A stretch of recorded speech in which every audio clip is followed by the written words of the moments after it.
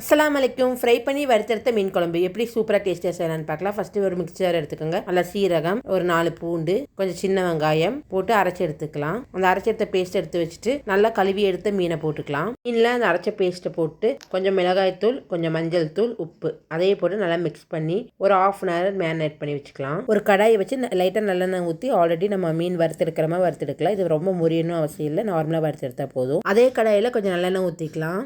ஒரு டீஸ்பூன் வெந்தயம், ஒரு டீஸ்பூன் ஜீரகம் போட்டு கொஞ்சம் சின்ன வெங்காயம் கட் பண்ணி வச்சதையும் போட்டு பச்சை மிளகா போட்டு நல்லா வதக்கிக்கலாம். கலர் சேஞ்ச் ஆகிற அளவுக்கு வதக்கிட்டு அரைச்சி வச்ச 3 தக்காளி பேஸ்ட்டையும் போட்டு நல்லா வதக்கிக்கலாம். நல்லா வதக்கி கொஞ்சம் கொதி வரும்போது மிளகாய்த்தூள், மல்லித்தூள், மஞ்சள் தூள், கொஞ்சம் சாம்பார் தூள் அதையும் போட்டு உப்பு தேவையான அளவு போட்டு நல்லா மிக்ஸ் பண்ணி கொதிக்க விடலாம். கொஞ்சம் கொதி வந்ததுக்கு அப்புறம் மறுபடியும் நல்லா மிக்ஸ் பண்ணிட்டு கொஞ்சம் புளி கரைசலையும் ஊற்றி நல்லா மிக்ஸ் பண்ணிக்கலாம். மறுபடியும் அதையும் மிக்ஸ் பண்ணிட்டு ஆல்ரெடி நம்ம வறுத்து வச்சிருக்கிற மீனை போட்டு நல்லா மிக்ஸ் பண்ணி நல்லா கொதிக்க விட்டு எடுத்தா டேஸ்டான சூப்பரான மீன் குழம்பு ரெடி ஆயிடுச்சு. கண்டிப்பாக நீங்களும் ட்ரை பண்ணி பாருங்க.